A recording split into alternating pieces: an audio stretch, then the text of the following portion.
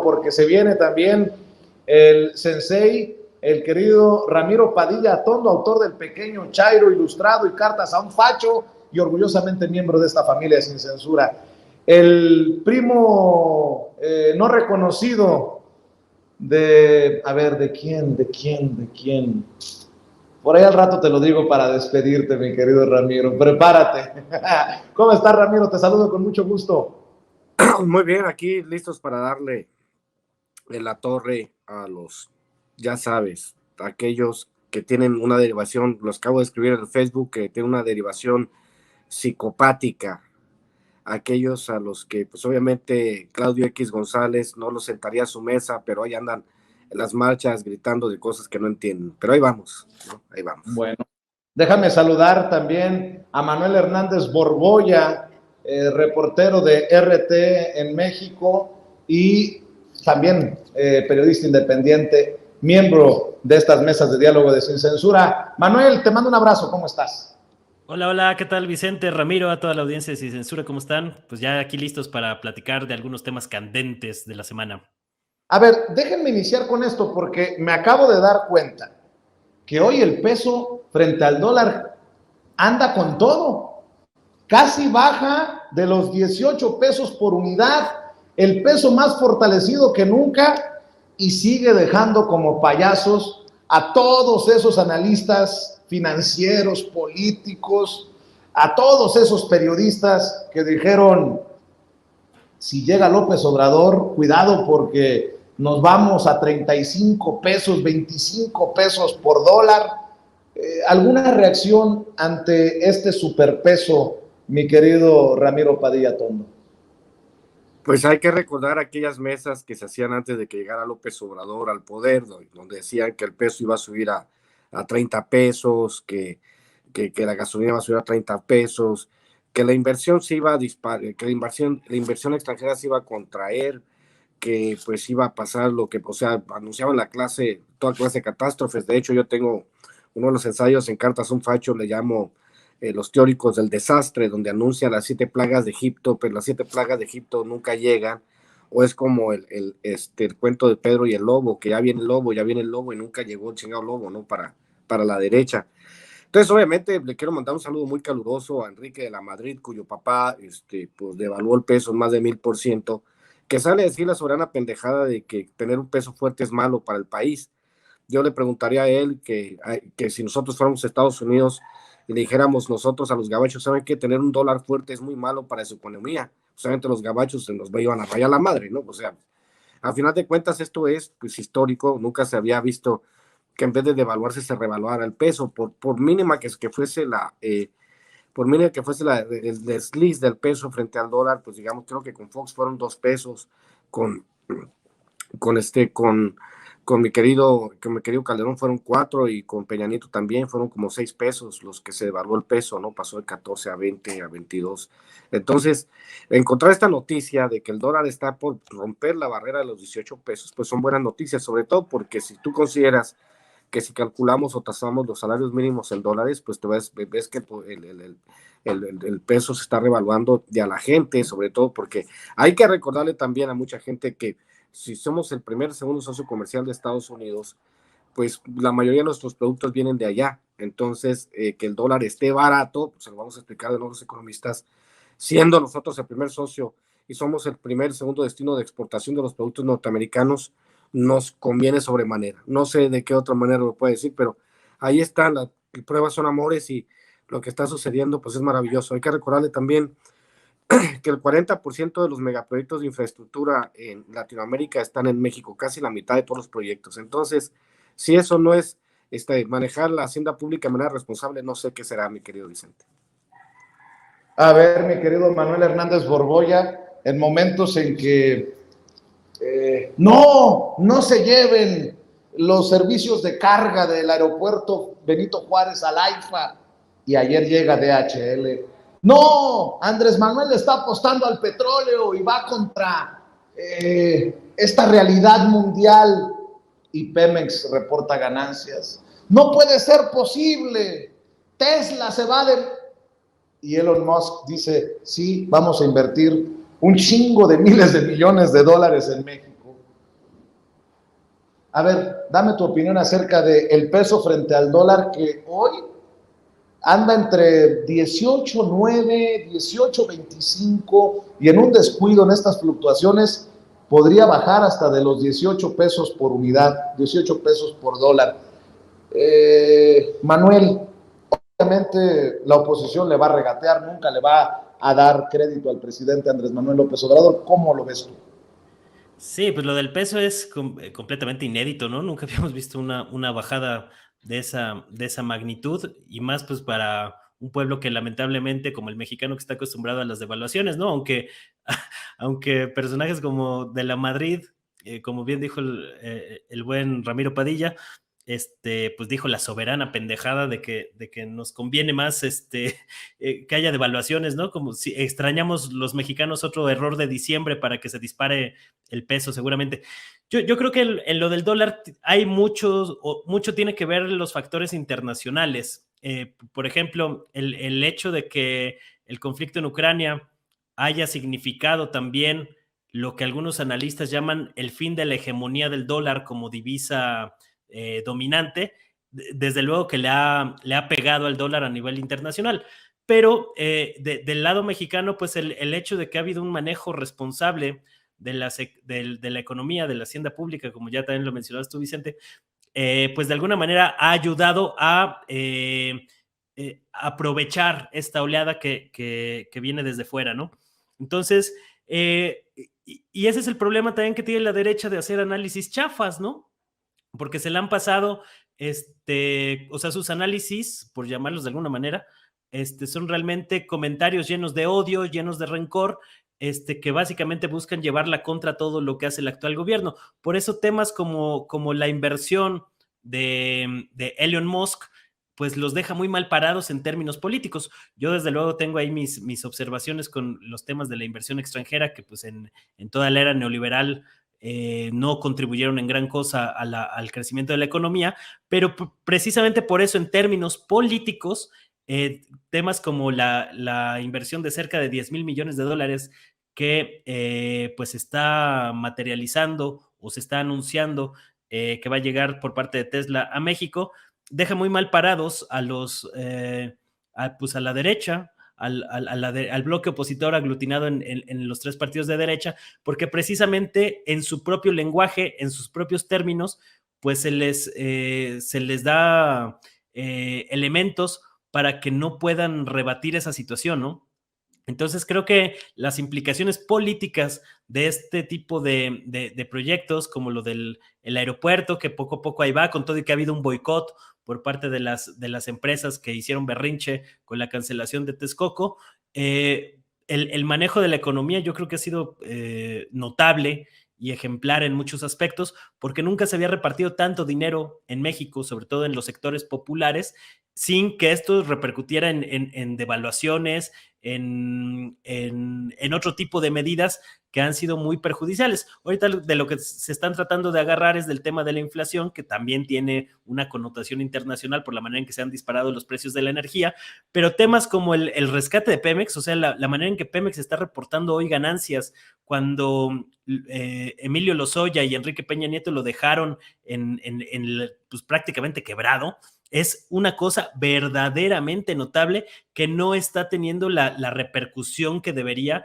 en los medios de comunicación. Pero pues ya sabemos que la prensa hegemónica pues solo publicita en sus 8 columnas los temas que le importan a las élites político-empresariales que destruyeron al país y lo convirtieron en fosa clandestina, así como vimos lo de García Luna, la pobre cobertura que hubo del juicio de García Luna, pues lo mismo pasa con estos otros, llamémosle aspectos positivos que ha dejado la administración de López Obrador y que prácticamente eso no sale en la tele, o sale muy minimizado, sale muy reducido y los temas nocivos se amplifican, ¿no? Yo lo que creo es que pues hay que balancear la medida. Sí, por supuesto que criticar también lo malo o con lo que no estemos de acuerdo, pero también hablar del otro, porque si no, pues te acabas en una lucha por manipulación que es a lo que se han dedicado los grandes medios corporativos, ¿no?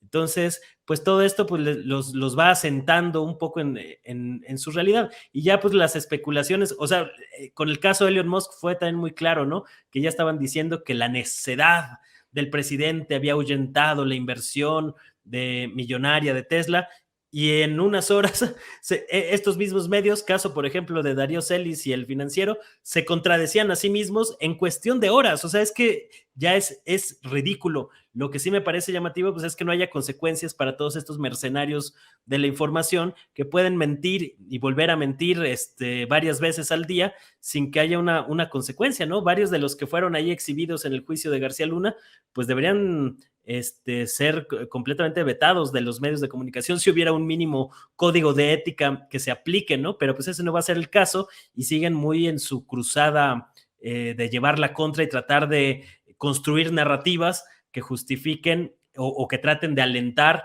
el odio irracional de algunos sectores contra el actual gobierno. Así es, y fíjate que voy a poner este tema sobre la mesa para conversarlo, Ramiro, Manuel, porque de hecho ayer lo empezábamos a analizar, a debatir en la mesa de diálogo de Sin Censura Nocturno, Ramiro. El tema del Poder Judicial. Yo sigo preguntando si con este Poder Judicial que encabeza la ministra Norma Piña, quien llega después de Arturo Saldívar Lelo de la Rea a la presidencia de la Suprema Corte de Justicia de la Nación, los mexicanos podemos aspirar a la justicia. Por ejemplo, con resoluciones como la de descongelarle las cuentas a la esposa de Genaro García Luna el mismo día que un jurado lo está declarando culpable en Estados Unidos. O este amparo que le conceden, las órdenes de aprehensión que le retiran a Francisco García Cabeza de Vaca, el exgobernador panista de Tamaulipas. O la liberación de Rosario Robles. Yo pregunto, es más, déjenme rescatar lo que dijo el presidente Andrés Manuel López Obrador. Antes, cuando estaba el ministro Arturo Saldívar, había un poco más de vigilancia sobre los jueces, pero ahora la cosa se chingó, y no lo dice el presidente, lo digo yo, porque esta es la realidad que le estoy leyendo a usted, le estoy contando a usted, aunque como también siempre le digo, no nos crean ni a nosotros a ojos cerrados. Esto fue lo que dijo el presidente. Bueno, vámonos. La primera. Adelante. Buen día, presidente. Carlos Domínguez, de Nación 14. Preguntarle sobre el tema del exgobernador de Tamaulipas, Francisco Javier García Cabeza de Vaca. El día de ayer se dio a conocer que un juez le concedió un amparo que cancela, deja sin efecto la orden de aprehensión que tenía en su contra. Preguntarle su opinión al respecto. Bueno, es parte de la decadencia del Poder Judicial. No se ha podido reformar ese poder que viene del antiguo régimen y está infectado, plagado de corrupción. Es un poder judicial que se fue construyendo para proteger a corruptos y a las élites del poder económico y del poder político en nuestro país. Entonces, por eso, esos amparos constantes, hay protección, lamentablemente, para delincuentes comunes. Con eso, hay protección para delincuentes. Qué frase tan cabrona del presidente Andrés Manuel López Obrador sobre un poder que debería de garantizar, autónomo obviamente el Poder Judicial, que debería de garantizar a los mexicanos por lo menos la aspiración a que se haga justicia. Mi querido Ramiro, pues sigue la mata dando. Ahora el caso García Cabeza de Vaca se suma a la lista y a las resoluciones de personajes como el juez Gómez Fierro, que nos ha querido meter el fierro precisamente con sus decisiones, mi querido Ramiro. Como dice aquí nuestra moderadora María López, es el cartel de la toga, ¿no? Es que, qué descripción más exacta, el cartel de la toga.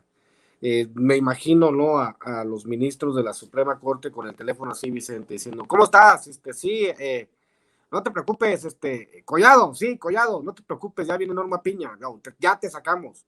Lozoya, tú aguanta, no te preocupes, sí, Cabeza de Vaca, no va a proceder, compadre, no te preocupes, Rosario Robles, deja que llegue Norma Piña, no, ya, vamos, nomás que se vaya Saldívar, para poder nosotros empezar a trabajar, que todos salgan libres, porque si tocan a uno, tocan a todos, si tocan a un delincuente, nos tocan a todos, entonces, no te preocupes, ahí estamos trabajando, esa es la idea que tienen de justicia, obviamente, como bien lo dice el presidente, el cartel de la toga. Hay que entender, obviamente, que, como bien dices, hay que recordar, ayer lo decíamos, Vicente, Zedillo rebajó de 27 ministros de la Suprema Corte a 11. Hay que acordarse de este ministro que estuvo en la Suprema Corte como 5 meses, 6 meses, y después lo pensionaron con 260,000 pesos al mes, y fue el que escribió aquel fatídico ensayo en proceso antes de que entrara López Obrador a gobernar, que con justa razón se enojó muchísimo porque o sea que era un artículo de opinión y le hicieron pasar por otra cosa, como un análisis de otra cosa, ¿no? Entonces, pues sí, en México todo el Poder Judicial está podrido, se ha convertido en una puerta giratoria para los delincuentes. Yo recuerdo hace un tiempo en Tijuana, que a unos cuates que agarraron tirando un cadáver, pues les dieron prisión preventiva en su casa, ¿no? Pues obviamente se pelaron. También recuerdo aquella vez en la que habían agarrado unos secuestradores por tercera vez en flagrancia y no fue, sino que hasta el semanario Z dijo, a ver, pues quién es el juez o la juez que está llevando el caso, que estos secuestradores por tercera vez los agarraron en flagrancia, que ahora tuvieron que dar una condena de 50, 60 años. Lo que dijo el secretario de Marina, de que ellos atrapan gente y juegan con la interpretación de la ley en alta mar, que no se puede, o lo que ha hecho el ejército mexicano, que atrapan a los delincuentes y los delincuentes se ríen porque saben que por un tecnicismo van a salir. Ese es el sistema judicial en México. Desgraciadamente, pues esto le podemos llamar, no sé si lawfare, pero sí tiene algunos componentes de guerra híbrida, el que el Poder Judicial esté totalmente vendido a los intereses de la derecha y que nosotros los mexicanos sepamos de antemano que no tenemos posibilidades de competir en cuestión de leyes si no tenemos el dinero que tienen los grandes intereses. Habría que ver también la pregunta cómo se le paga a un juez en México, cómo son esas transferencias electrónicas. Hay algunos que dicen que pues ya sin necesidad de ensuciarse las manos los jueces, habría que averiguar en inteligencia cibernética si se les está pagando con criptomonedas, porque parece ser que esa es la nueva manera en que se destila la corrupción, mi querido Vicente. ¿Cómo ves tú, Manuel Hernández Borboya? La verdad, creo que podría entrarse, esa es mi percepción, en un camino del no retorno peligroso con este Poder Judicial. Queda claro que el presidente ni tirano, ni dictador, ni autócrata, porque si no la historia fuera de otra manera. Si no, no tendríamos discursillos pedorros como el de Cabeza de Vaca, que se sigue diciendo víctima de persecución, que ayer leyendo el teleprompter, no sé si tengas, es más, el video, David, perdón que te tire esta curva en pleno programa, pero no sé si tengas por ahí el video de Cabeza de Vaca presumiendo que el tiempo le ha dado la razón. No, le han dado la razón los jueces de este Poder Judicial que necesita una limpia urgente en nuestro país. Nada más para darle contexto y escuchar tus opiniones, Manuel. Vamos a ver y escuchar. Buenas noches. Los saludo con aprecio y respeto. Hoy les doy a conocer personalmente la resolución de un juez federal que me da la razón y que confirma lo que siempre les dije. Fui inculpado hace casi 2 años por delitos que no cometí, que soy inocente de lo que se me acusó y que hoy la justicia me vuelve a dar la razón. No se me persiguió por violentar la ley, no. Esta burda persecución política fue por defender el pacto federal y la igualdad de oportunidades entre las entidades federativas y un trato fiscal justo. Fue A ver, también... ya estuvo, mi querido David. Me suena cabeza de vaca a Rosario Robles, ¿no? La cosa aquí es que, por ejemplo, el Poder Judicial dice, Rosario Robles está libre de pecado. ¿Y los miles de millones de pesos de la estafa maestra? ¿No hay culpables? Que no mamen. Perdón, Manuel, tú eres muy propio, yo soy muy majadero, pero dame tu opinión de todo esto. No, lo que estábamos viendo con el Poder Judicial es una cosa tremenda, ¿no? O sea, que el mismo día que declaran culpable a Genaro García Luna en Nueva York, ese mismo día un tribunal impida que se congelen las cuentas de su esposa, de la esposa de García Luna, pues es indignante, ¿no? O sea, ya más burdo, más explícito que eso no puede haber.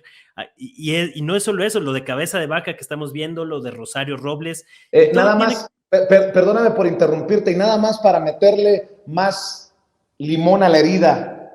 Ojo con esto, prestemos la atención a esto. Tomás Herón de Lucio impugna la negativa de amparo contra su orden de aprehensión por el caso Ayotzinapa. Así como están las cosas, no te sorprenda que el que se fue a esconder a Israel regrese como Juan por su casa, porque en el Poder Judicial le dan por su lado al señorón. Perdón por interrumpirte, Manuel.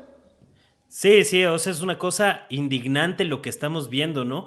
Y sí parece que, pues eran parte de las preocupaciones de que saliera Arturo Saldívar, que pues ahí estuvo tratando de generar algunos cambios, pero yo creo que se vio rebasado por la magnitud del problema que hay dentro del Poder Judicial, y mucho tiene que ver con el nombramiento de jueces y magistrados. ¿Quiénes son los que nombran a los jueces y magistrados? El Consejo de la Judicatura, que a final de cuentas, ¿y quién es el Consejo de la Judicatura? Pues los jueces que han sido puestos e instalados por las mafias políticas que se adueñaron de este país. Es decir, el Poder Judicial es todavía hoy un bastión del conservadurismo en México, de los que apoyaron y sostuvieron el régimen de corrupción que se instaló en México durante la era neoliberal. Entonces hay que cambiar esa situación, porque de mantenerlo así, digo, en 2018 se tomó la presidencia, se tomó el poder del Ejecutivo y se tomó también el Congreso, pero el Poder Judicial sigue siendo un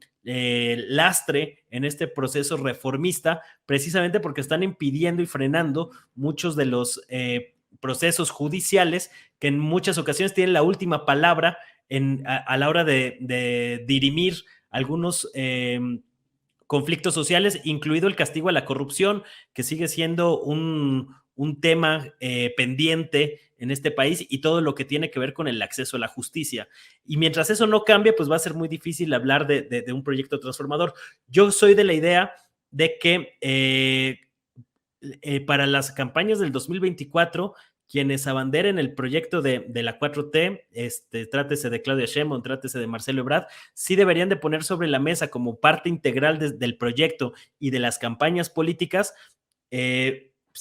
plantear la necesidad de una reforma a profundidad del Poder Judicial, porque no veo muchas otras maneras de cambiarlo, ¿no? En su momento Zedillo dio un manotazo al Poder Judicial que no hizo tanto ruido como hubiera hecho ahora, precisamente porque tenían los controles de las gubernaturas, de los medios de comunicación, de todo el aparato, ¿no? Pero como la vía del manotazo, pues va a ser muy difícil, porque inmediatamente van a salir a decir que estamos en una dictadura, cosas de este tipo.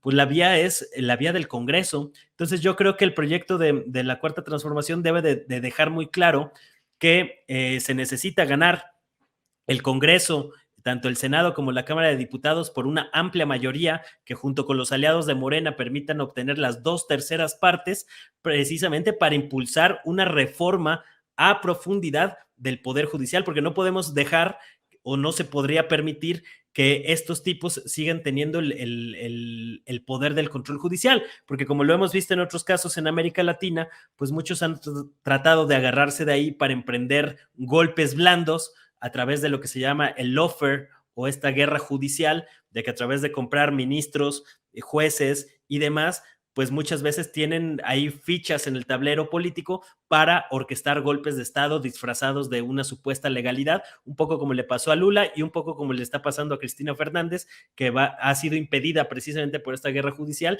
de participar en las elecciones presidenciales de este año en Argentina. Entonces, el Poder Judicial es un gran pendiente y como no va a provenir un cambio dentro del Poder Judicial, porque precisamente está tomado por personas y personajes cercanos al bloque conservador, caso por ejemplo de Cosío, que ya ahí lo vemos hasta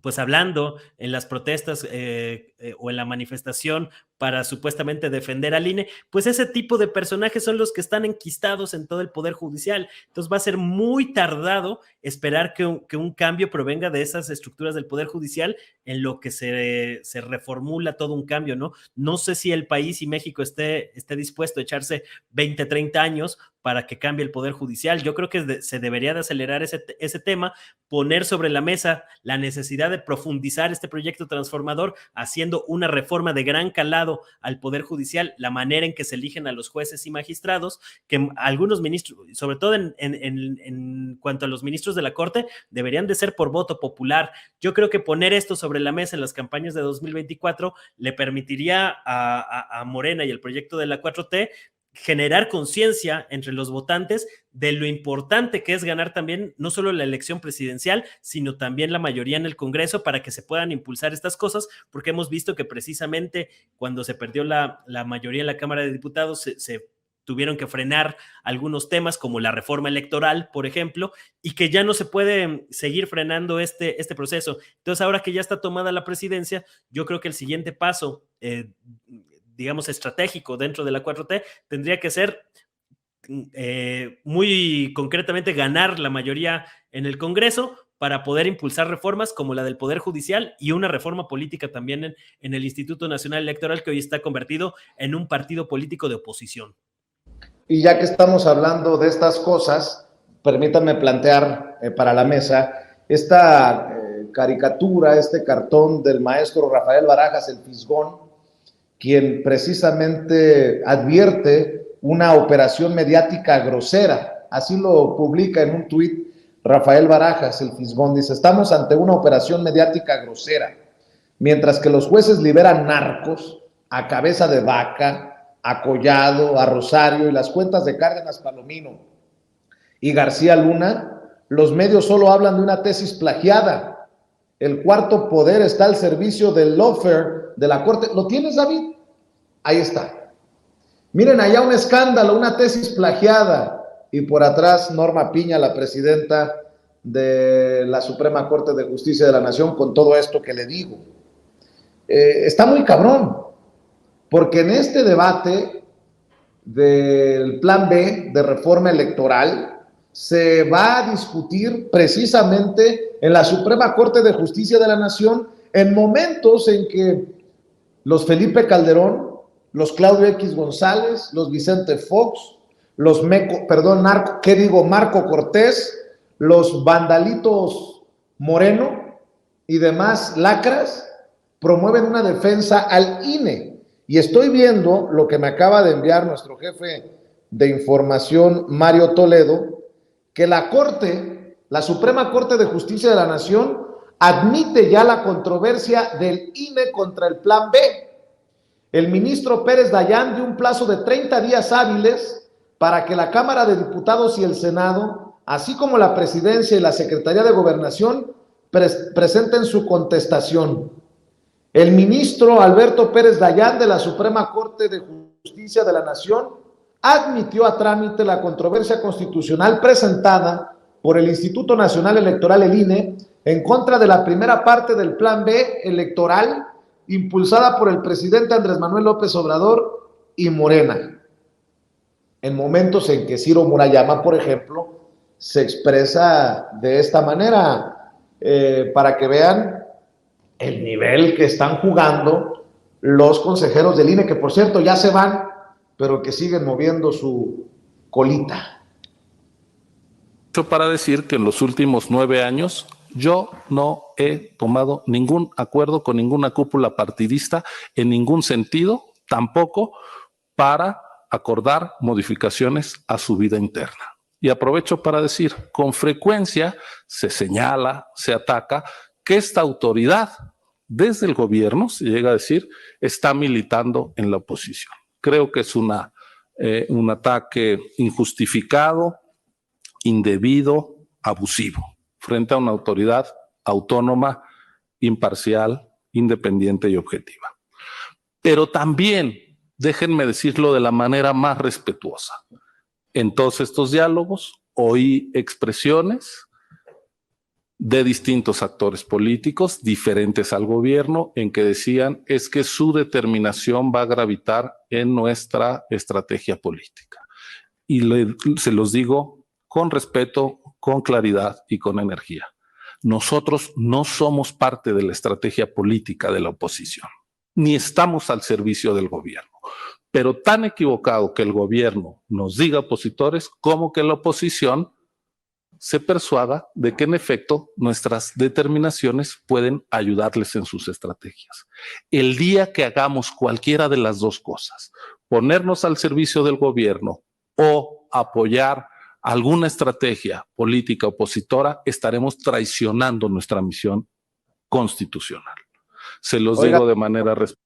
Oiga, don Ciro, entonces ya traicionó Lorenzo Córdoba, porque lo último que recuerdo es que en el martes del Jaguar de Laida Sansores publicaron un intercambio de mensajes entre Lorenzo Córdoba y su brother, Alito Moreno. Se estaban poniendo de acuerdo incluso hasta cómo decir las cosas para defender al INE, ¿no? Ah, es que yo soy muy exagerado. Yo soy palero del gobierno, soy un amarillista. Bueno, dice Ciro Murayama, nosotros ni con la oposición ni con el gobierno. La pregunta es, ¿quién le cree a Ciro Murayama? Ramiro Padilla Tondo, escucho tus opiniones. A ver, mira, esta es lo que se está intentando implantar en México es la dictadura de la minoría, porque en realidad los que tienen vena dictatorial son ellos.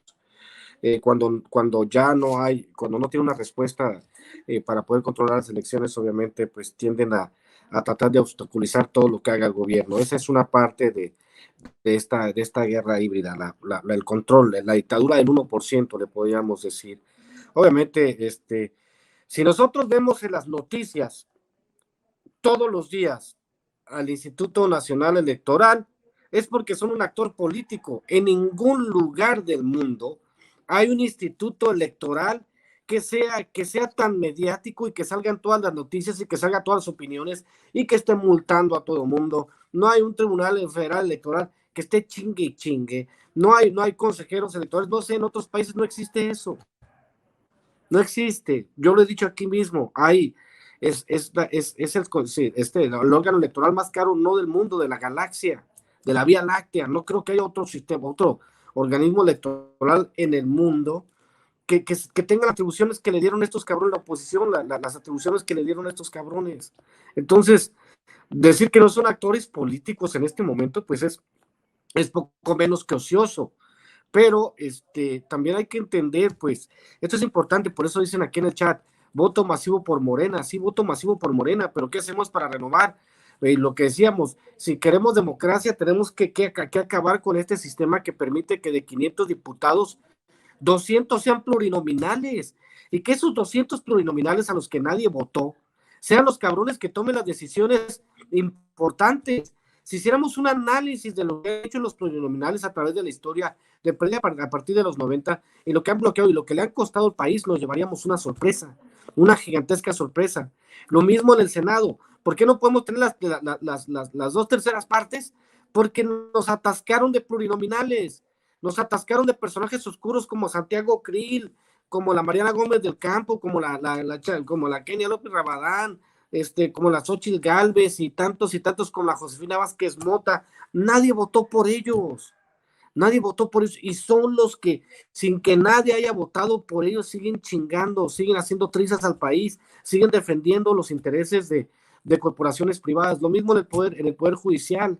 Ahora, obviamente, con las reglas que ellos crearon, pues obviamente los consejeros tocan a Morena y ¿qué quieren hacer? Quieren ensuciar el asunto. ¿Y qué les dice Adán Augusto? Pues vamos a la insaculación. No, ellos quieren asegurarse, el Ciro y el otro tarado Lorenzo quieren asegurarse de que quede. Fox le cubrió las espaldas a Ciro, Calderón le cubrió las espaldas a Fox, así fue.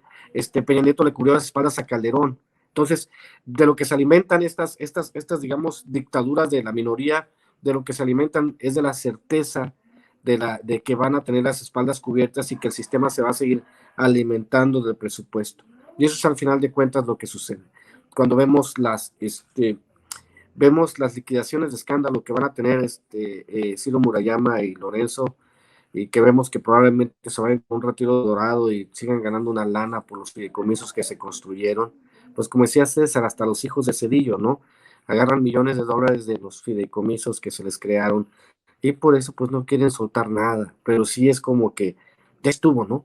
Dijo el presidente, mi fuerte no es la venganza, pero pues ¿saben qué? ¿Por qué no ¿por qué no nos deja reconstruir el país? O sea, el dinero que ya tienen no se lo van a acabar, tiene dinero para 10 generaciones. Igual el Claudio X González y su ganado político, ¿no? Que lleva a las marchas. Ustedes, señores fachos, en su 99%, ustedes son ganado político de esta bola de pendejos y rapaces, son puro ganado político. Los que vamos a las marchas defendiendo lo que queremos en el país, lo hacemos por convicción. Ustedes lo hacen porque los tratan como ganado político, porque ninguno de estos cabrones los va a sentar a su mesa jamás y los va a tratar de iguales, mi querido Vicente. Mi querido Manuel Hernández Borboya, será precisamente el Poder Judicial el que defina el futuro del plan B de reforma electoral del presidente Andrés Manuel López Obrador. Después de escuchar la sarta de tonterías de Ciro Murayama, después del análisis, la desmenuzada que vamos haciendo de las últimas decisiones en el Poder Judicial, pues dame tu opinión de esto que hemos puesto sobre la mesa.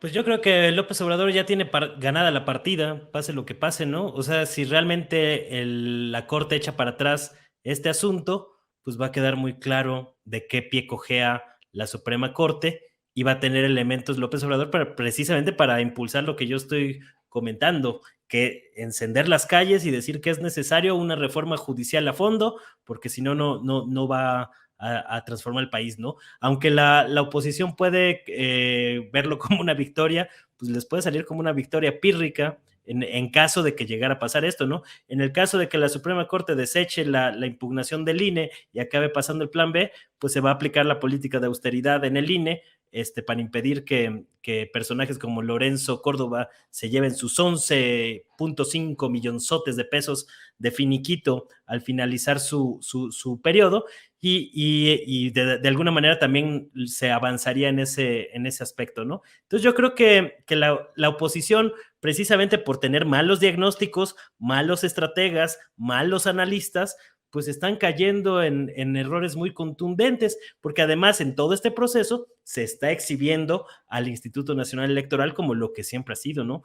Un bastión y un partido político de oposición. Dice Ciro Murayama que si hubieran favorecido a algún partido o alguna facción, pues estarían traicionando su labor. Pues eso es precisamente lo que hicieron. Ahí está la constancia de cuando Lorenzo Córdoba y Ciro Murayama, en pleno proceso electoral de 2021, estaban impartiendo conferencias en contra del populismo, siguiendo al pie de la letra el discurso del bloque opositor de gente como Enrique Krause, etcétera, etcétera, ¿no? Es decir, estaban repitiendo desde un cargo público y haciendo campaña en contra o a favor más bien del discurso del bloque opositor. Entonces, pues ahí está ya la constancia, ¿no? ¿Qué más se necesita? Ahí están los acercamientos que tuvieron estos personajes cuando ocurrió lo del Pacto por México, que el Pacto por México pues es la creación del INE, y la gente que dice que no se toca el INE, pues solo falta eso, ¿no? Que nos tengamos que chutar de por vida las atrocidades hechas por el PRI, PAN, PRD, que hoy son el brazo partidista del bloque opositor. Entonces, por todos lados, yo veo que pues el escenario está bastante favorable para para López Obrador, que aparte es un gran estratega y va a encontrar la forma de canalizar esto a su favor, y veo que tiene más elementos para hacerlo que la oposición. O sea, porque en esta defensa tan airada del INE, esta defensa irracional de los privilegios de la burocracia dorada del Instituto Nacional Electoral, pues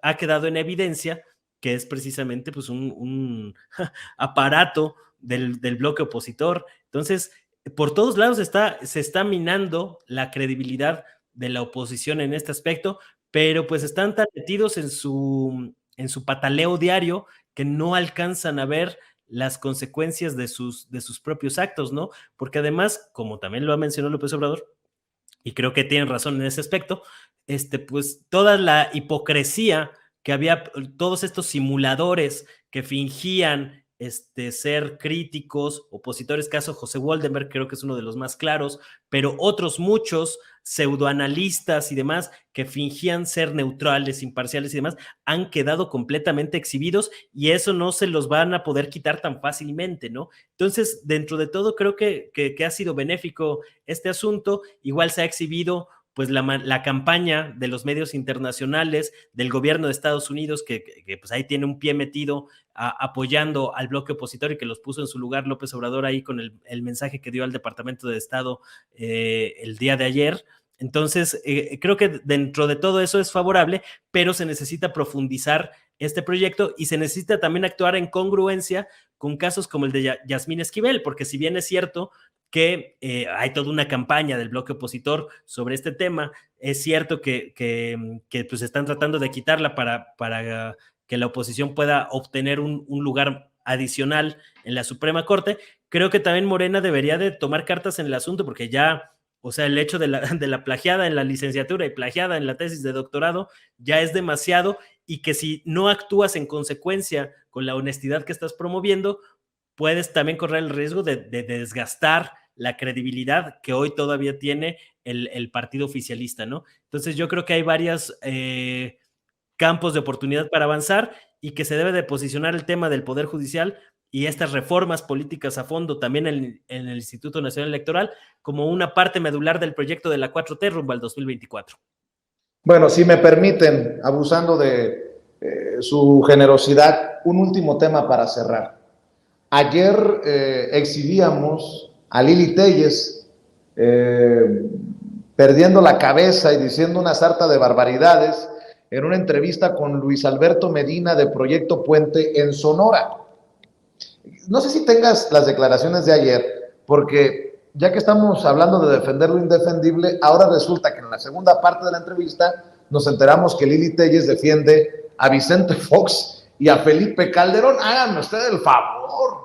En momentos en que Vicente Fox y Felipe Calderón no pueden hablar ni en defensa propia por lo que se dio a conocer en el juicio contra Genaro García Luna, porque o son pendejos o son cómplices, Lili Téllez anda defendiéndolos. Pero antes, lo de ayer, mi querido David, cuando dijo que había puesto en alto el nombre de México y que ella era una diferente senadora, por eso no iba ni siquiera a Sonora. Hágame usted el pinche favor. Anda desquiciada esta señora. Ya se subió al ladrillito, le endulzaron el oído con que es precandidata a la presidencia de la República, o de plano está muy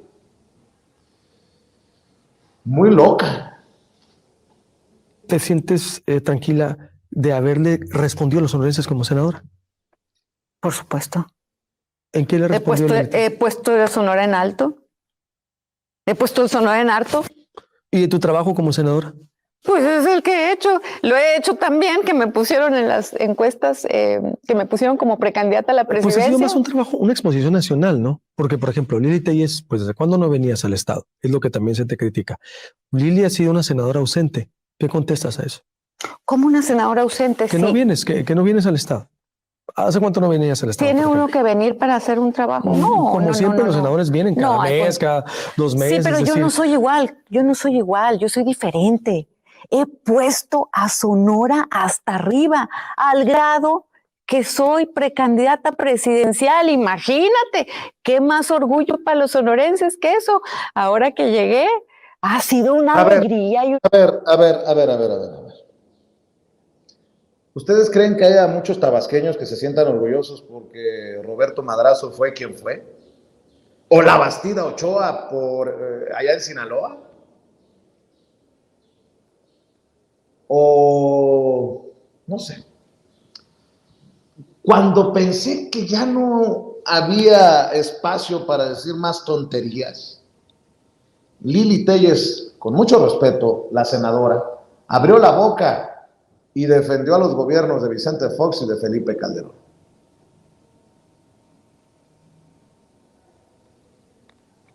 ¿No sería bueno también romper a lo mejor incluso con las administraciones del PAN? Si es que me estás buscando por el PAN, pero Fox y Calderón, pues lo representa también García Luna.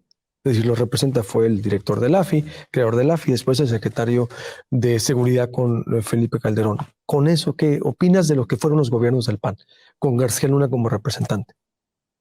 A mí me vale lo de García Luna. A los ciudadanos nos vale lo de García Luna. Los ciudadanos decimos qué bueno que ya lo entambaron en Estados Unidos. Yo no tengo nada que ver con eso. ¿Te desmarcas tanto de Fox, Calderón y García Luna entonces? ¿Cómo que me desmarco? Te desmarcas, es decir, por eso, es decir, si tú vas rumbo a esa candidatura presidencial, tú dices Calderón, Fox y García Luna son otra historia del PAN, te desmarcas, pintas tu raya con ellos. Pero es que entre ellos son historias diferentes. No podemos decir Fox, Calderón y García Luna son lo mismo. Trabajo con los dos, García Luna. Por eso te digo, tú te desmarcas. Sí, pero no o... puedes, a ver, es que creo que aquí hay un planteamiento. Ellos son historias diferentes entre ellos, aunque hayan trabajado, porque sería tanto como decir que el medio de comunicación que tiene contratos con el gobierno, que tuvo contratos con el gobierno, también está metido ahí. No, cada quien es responsable de lo suyo. García Luna es responsable de lo suyo, Calderón de lo suyo y Fox de lo suyo. Yo creo, por supuesto, en el PAN como partido, en sus principios, pero pues obviamente, a ver... ¿Y de esas, tú apruebas la administración de Fox y Calderón? Sí, claro que sí. ¿Sí las apruebas? No como perfectas, no como que llegaron no como administraciones que pudieron llenar las necesidades de los mexicanos. Tan es así, Luis Alberto, que yo hice campaña contra el PRIAN. Yo hice campaña contra el PRIAN en Sonora porque yo estaba harta de la corrupción que había en los gobiernos anteriores. Yo hice campaña contra el PRIAN. Pero ahora vas a representar una marca del PRIAN. Pero ahora, sí, pero acuérdate que son las personas lo importante. Las personas que están aquí, es como si me dijeras que la iglesia queda toda manchada por unos sacerdotes pederastas. Pues no, ¿verdad? Una persona no puede manchar a toda una institución. No está manchado el PAN entonces. No, es tanto como decir que la iglesia católica está manchada por un pederasta. No, no. Una persona no puede ensuciar a todo un grupo de gente decente que quiere sacar adelante. Porque entonces tendríamos que juzgar también a... Bueno. O sea, no hay manchas en la Iglesia Católica por los pederastas, por los legionarios de Cristo. No hay manchas en el PAN por los García Luna. Nos vale. Ah, cabrón. Me vale García Luna. A la gente le vale lo de García Luna, dice Lili Téllez. Pues yo lo voy a decir abiertamente. Voy a escuchar la opinión para cerrar de Ramiro y de Manuel. Pero hágame un favor, hágase un favor. Usted que se dice sonorense orgulloso, sobre todo le hablo a mis paisanos sonorenses. Por favor, no vayan a votar por Lili Téllez. Con estas declaraciones no. Por favor. Y digan que lo dije yo con nombre y apellido. Me responsabilizo de mis declaraciones, de mis editoriales, de mis opiniones, de mis comentarios, como espero que se respete la propia Lili Téllez. Ahora resulta que Vicente Fox y Felipe Calderón son unas blancas palomitas. O sea que García Luna pactó con el narco, lo declararon culpable los miembros de un jurado en Estados Unidos, por su cuenta, sin la ayuda de otras personas. No hubo red de complicidades, no hubo red de corrupción. que se los crea la más vieja de su casa, o el más viejo de su casa, para que no vayan a pensar que es un comentario de otra índole. Mi querido Ramiro Padilla Tondo, te escucho primero a ti. Quiero decirle, Lili, acuérdate que allá cuando tú estabas estudiando la primaria y la secundaria en Ensenada, en el Colegio de México, acuérdate, yo sé porque mi papá fue profesor en esa escuela, en ese colegio donde estuvo Lili Telles muchos años también, no sé si coincidieron o no, mi papá y Lili Telles. Acuérdate que las monjitas del Colegio de México lo primero que te dijeron es que no mintieras, hay un problema, creo yo que es un problema de psicopatía, Vicente, ya es un problema de psicopatía a la inversa, o sea, cree que todo el mundo la quiere, no hay en ella ya hay rasgos como de locura, no sé si estaría en sus cabales. Cuando hizo la entrevista se miraba muy incoherente, y luego también cuando cambia el acento, ¿no? Para sonar muy sonorense, para sonar muy norteña, y viene para acá y suena chilanga, pero llega a Sonora y de inmediato en automático, por su histrionismo, ¿no? Por venir de los medios de comunicación, por la necesidad de atención, se destapa esta vena histriónica, y luego pues cuando se le plantean las cosas que son como una ruta crítica del pensamiento, los que han estudiado ingeniería pues lo saben, haces una ruta crítica, A te tiende a B, te lleva a B, B te lleva a C, C te lleva a D, D te lleva a E, pues ella no, ella va navegando entre los mares de la incongruencia, en un barco que no sabe a dónde va, terrible la parte donde ella o sea, las encuestas, que yo puedo hacer una encuesta donde yo puedo ser el líder, dependiendo de cómo construya la encuesta. Por eso hay que leer al Homo Vides de Sartori, donde él explica que de acuerdo a la pregunta es la respuesta. Esta idea de utilizarla a ella como punta de lanza para crear la percepción de que puede ser la candidata. No, Lili, eres material desechable para el PAN. Eres un oportunista que llegó a esta situación y a mí me pudre, me tiene podrido. Tenés que hablar de ti, Lili, porque eres, como yo lo he dicho en Twitter, eres una persona, poniendo el ejemplo, ¿no? Eres una persona a la que se le prestó un carro.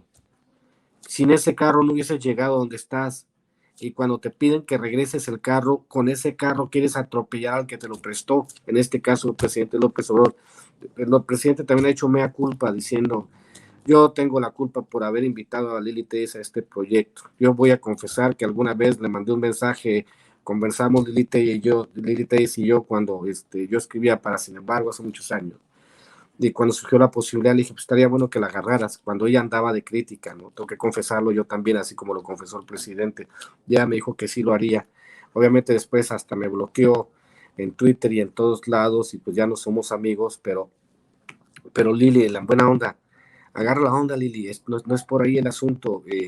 La fama, esta política, los puestos políticos son temporales, y esto que viene a futuro va a ser el total descrédito.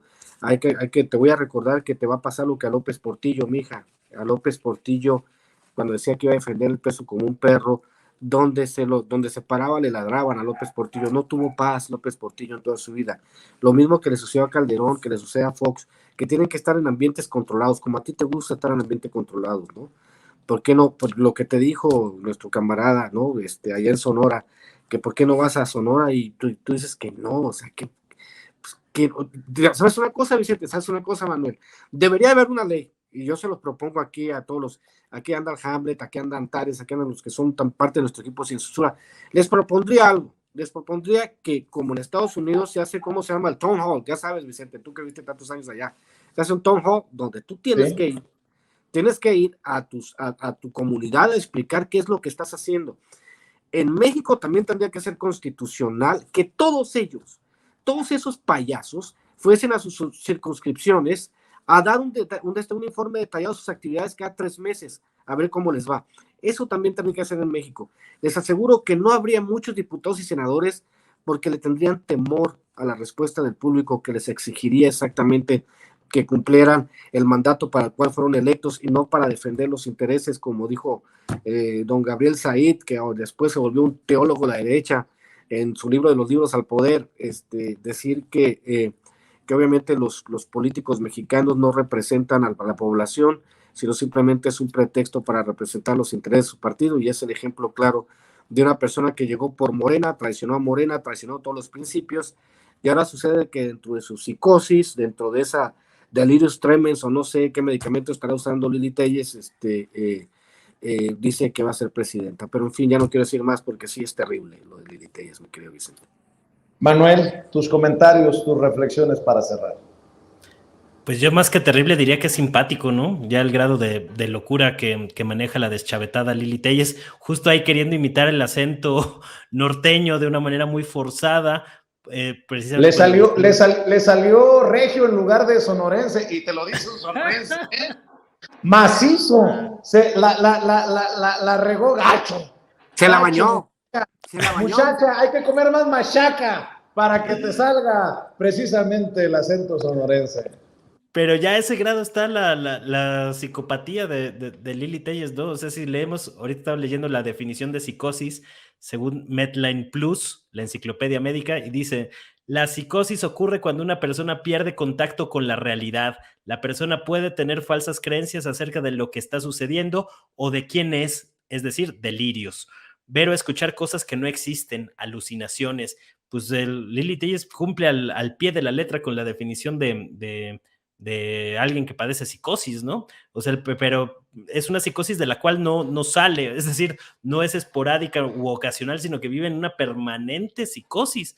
Entonces, pues ya tanto le han celebrado en el bloque opositor sus berrinches, sus aspavientos ahí, sus dotes histriónicos, en el Senado, que ya se creyó esto de que la gente va a votar por ella y este tipo de cosas, cuando sería lo mejor que le podría pasar a la 4T que el bloque opositor nombre a la psicópata Lili Telles a la candidatura presidencial, que obviamente pues, porque con este tipo de deslices de yo estaba en contra del PRIAN y por eso ahora soy abanderada del PRIAN, pues digo, es un para una campaña política, ese tipo de desvaríos a ese grado, ¿no? Entonces, pues lo mejor que le podría pasar a la 4T sería que impulsen a Lili Telles desde el bloque opositor. Yo creo que no va a pasar, porque yo digo, alguien debe de haber en el bloque opositor que digan, oigan, esto va a ser un riesgo, ¿no?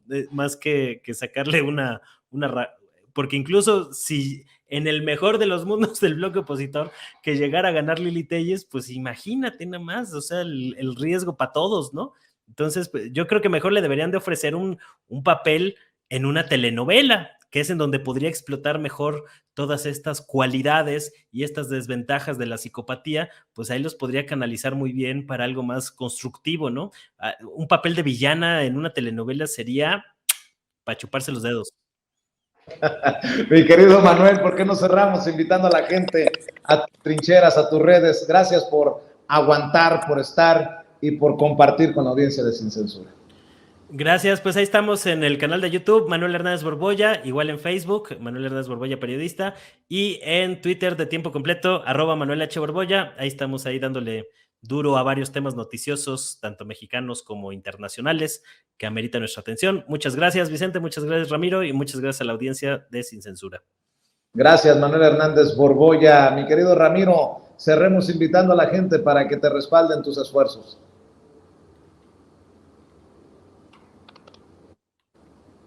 Ahí está. Pues simplemente nomás un último comentario ya del estribo, mi querido Manuel. Lili Telles llegó tarde un sexenio, hubiese sido una excelente gaviota en el sexenio pasado, pero bueno, no la escogieron a ella.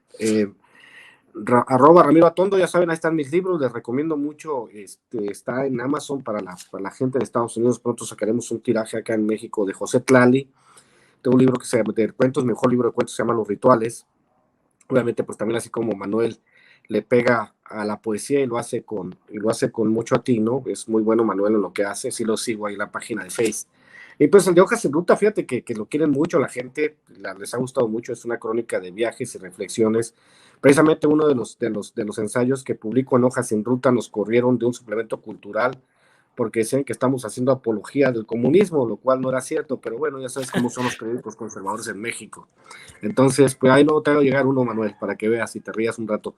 Y pues ya saben, pues ahí están Los Rituales, mi mejor libro, ya saben, Cartas un Facho, que se sigue vendiendo, El Pequeño Chairo Ilustrado, que después de 2 años y medio ha tenido una vida muy larga el libro, se sigue vendiendo. José Tlali, que me pidieron me lo pidieron los derechos, que probablemente se vaya al cine. El de Maradot ya lo hicieron obra de teatro, voy a ir al estreno en Guadalajara pronto, y pues ahí estamos echándole con los libritos. Y señores, échenle monedas a la rocola, como dicen, que si no compran libros, pues no traga uno, así que pónganse las pilas y compren un chingo de libros. @Ramiro Atondo, la cuenta en Twitter del Sensei Ramiro Padilla Atondo. Ramiro, te agradezco. Gracias, Manuel, por llegar a la cita con la audiencia de Censura. Que pasen excelente tarde. Estamos al pendiente. Y bueno...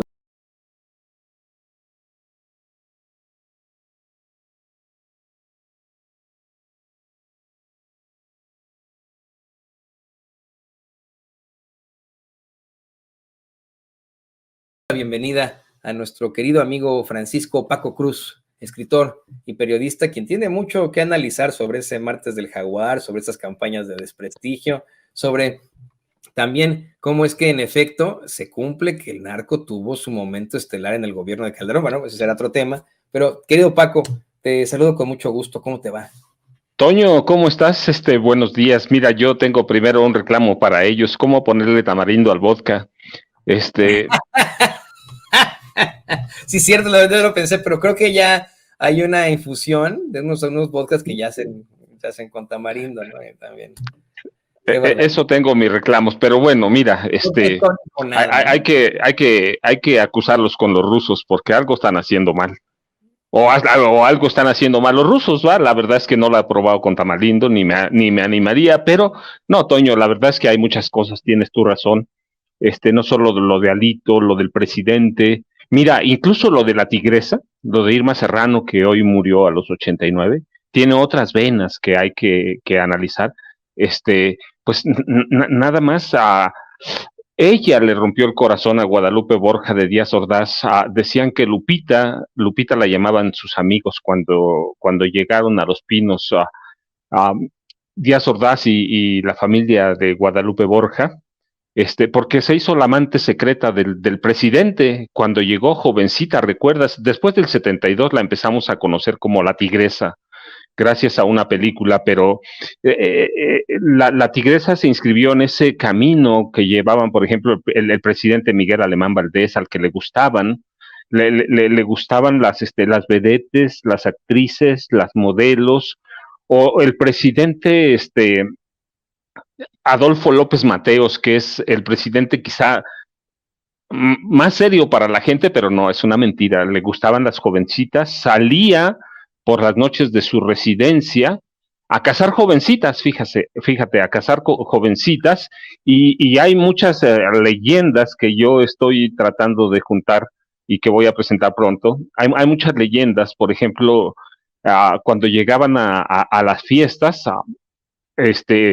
el presidente Adolfo López Mateos le echaba el ojo a una mujer y decía, esa, no importaba si era casada, viuda, soltera, niña, lo que fuera. Si son las leyendas oscuras de los presidentes mexicanos, pero la tigresa se hace famosa porque le lleva en un momento de arrebatos y de enojos serenata a Díaz Ordaz, a Los Pinos, fíjate, a Los Pinos, y sale el presidente muy enojado, terminan peor todavía, más enojados, y la tigresa le suelta una cachetada. Por lo menos esos son nunca lo han desmentido, nunca nadie lo confirmó, ni se habría atrevido, pero les dicen cuentan que el Estado Mayor nunca se atrevió a meterle una mano, porque además lo pidió el presidente, que no la tocaran, pero se inscribe en ese marco que llega también a Felipe Calderón, que Margarita lo tenía que tener de la mano corta o lo tenía que tener en un puño, porque algunas personas de ahí del gabinete, bueno, de la casa presidencial, le gustaban, así que era un coscolino, y Margarita tenía que tenerlo en un puño. Y luego ya recuerdas con Enrique Peña Nieto, pues la farsa de la boda con Angélica Rivera Hurtado. Hay quienes dicen, ella misma afirma que sí se enamoró.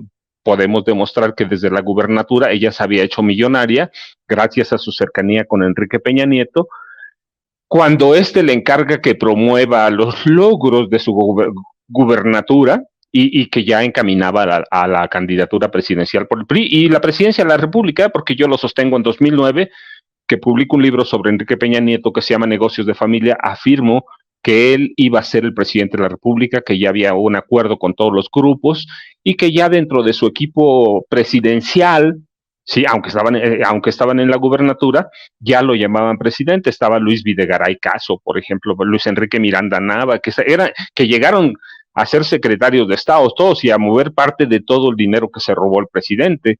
Entonces ya lo llamaban presidente de la República. Entonces se inscribe en ese camino del poder presidencial que tiene un lado oscuro a través de modelos, actrices. López Portillo, ¿recuerdas? Sasha Montenegro, que termina lastimosamente en una silla de ruedas, y Sasha Montenegro termina peleando en los despachos jurídicos parte de la herencia de José López Portillo, la pensión que le correspondió finalmente a ella hasta que las quitó el presidente Andrés Manuel López Obrador, pero se inscribe en ese camino la tigresa que llega a México de Chiapas, de la mano de un político nacional, pero pues tuvo la mala suerte que esta mujer le gustó al presidente Gustavo Díaz Ordaz, y lo encamina y se enamora de ese hombre que era muy duro, fíjate, muy duro de corazón, que lo recordamos por la matanza del 2 de octubre de 68, aunque antes tiene otras matanzas, sí, la de Rubén Jaramillo Menes con su familia, por ejemplo, en la que López Mateos no metió las manos y se le atribuye a López Mateos, pero en realidad el que coordina la matanza es Gustavo Díaz Ordaz como secretario de Gobernación. Pero bueno, este tipo de mujeres, lo que hayan sido, forma parte de la vida oscura de los presidentes de la República y cómo se manejan a través del poder. Hay historias muy sobresalientes, pero bueno, hoy muere la tigresa, que era una mujer en su tiempo muy conocida y que después se vuelve una política de izquierda, pero que hay leyendas que de los regalos costosísimos que le hizo el presidente Gustavo Díaz Ordaz.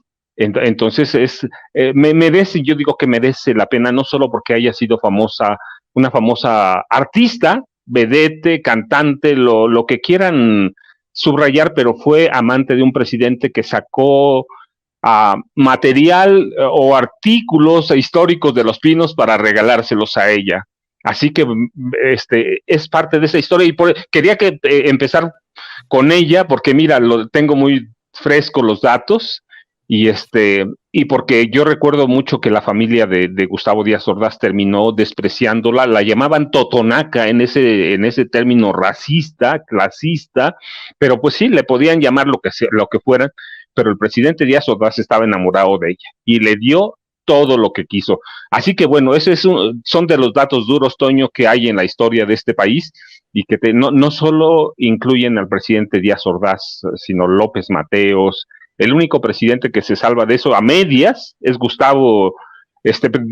Adolfo Ruiz Cortines, Adolfo el Viejo, que no tiene amantes, pero en realidad lo que hace cuando se casa con María Izaguirre, tienen un matrimonio de acuerdo, un matrimonio para que nadie fuera a pensar mal del presidente, que es quizá de los pocos presidentes medio honrados que hemos tenido, pero cuando se casa con María Izaguirre, María de los Dolores Izaguirre, fíjate, y Castañares, se casa con ella, y es un matrimonio arreglado, todo el mundo lo sabe, apenas terminan la presidencia de la República, se divorcian, pero María Izaguirre, sus hijos, los primeros hijastros, fíjate, antes de que hablemos de Vicente Fox, los primeros hijastros, así que se enriquecieron brutalmente en la presidencia, fueron los de Adolfo Ruiz Cortines. Él no robó, pero su esposa terminó millonaria.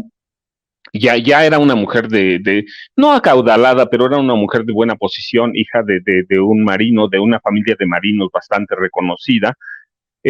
Pero sus hijos se enriquecen brutalmente y ella termina como una casarrentera en la Ciudad de México, eran de Veracruz, así que se inscribe la tigresa en esa historia negra de los presidentes mexicanos y de la presidencia, de cómo el poder seduce a quien sea. Y Gustavo Díaz Ordaz, con esa carga de hombre feo que tenía, seduce a la que en su momento era considerada una de las mujeres más hermosas de México. Discúlpame, Toño, por ese breviario, pero no podía perderlo.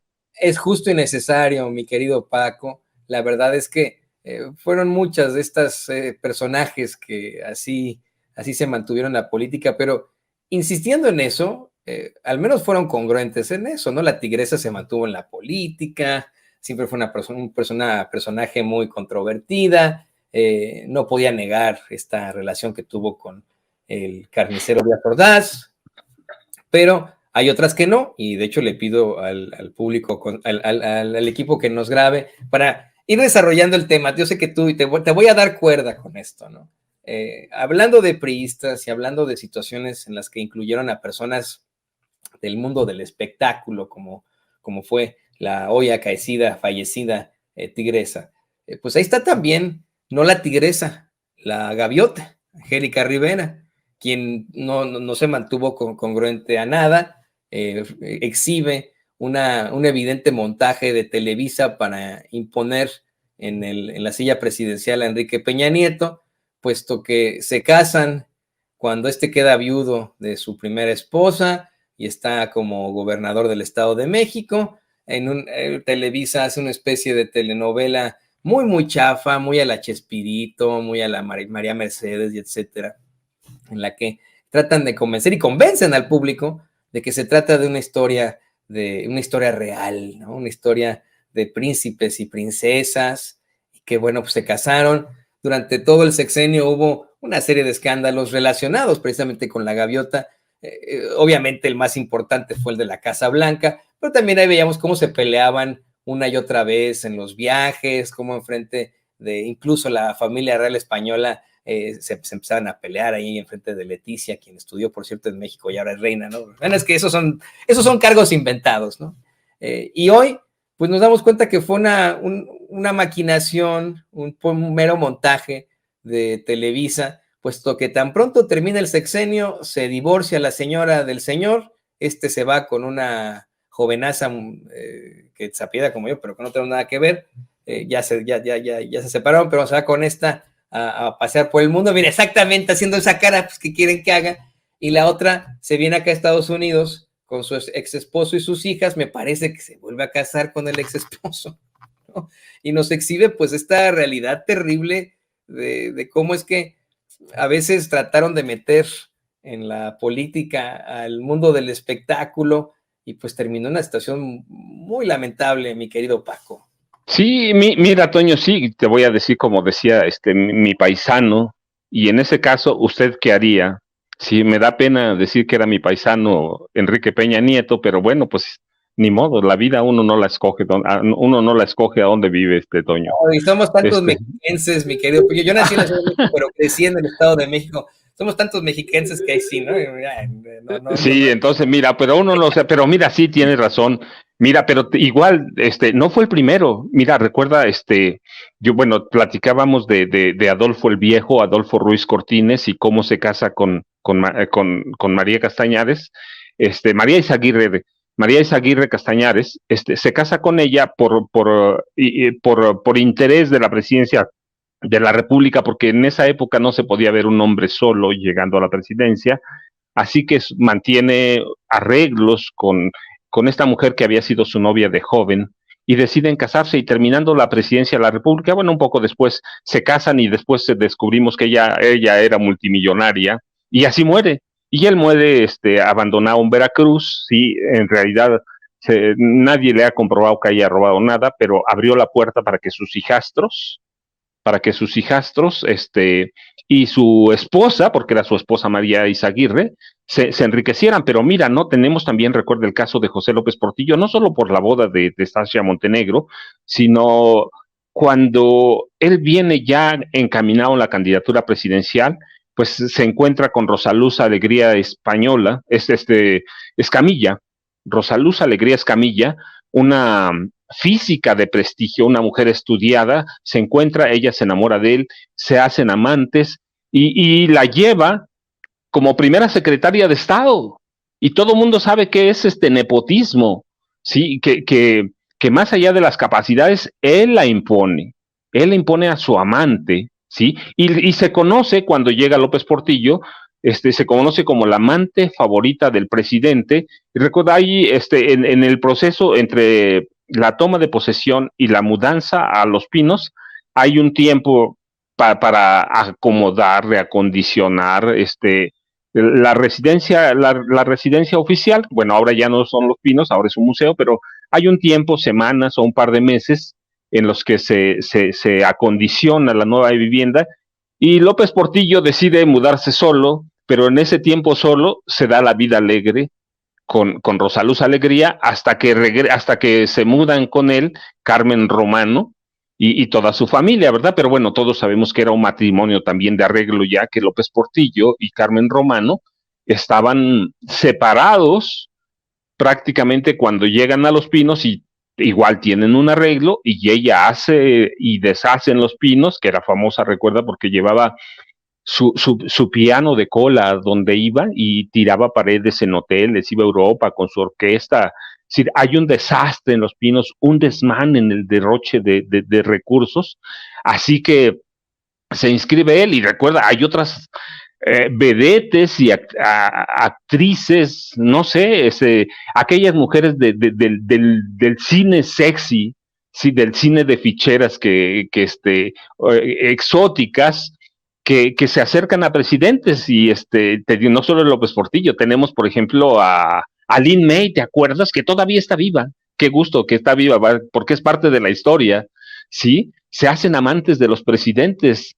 Olga Briskin, ¿recuerdas? La violinista exótica también, modelo, hacían esas, ¿cómo se llama? Películas de vodevil, ¿sí? Películas de vodevil, o de ficheras, sexicomedia, y en ese contexto se inscribe esta mujer que tenía un nombre así como exótico, bueno, porque era extranjera, Alexandra Simovic Popovich o Sasha Montenegro, que termina casándose con López Portillo. Así que marcan, mira, debían ser cosas que no nos concernieran, pero sí, porque hay asuntos privados que después cruzan la línea delgada que divide la vida pública de la privada.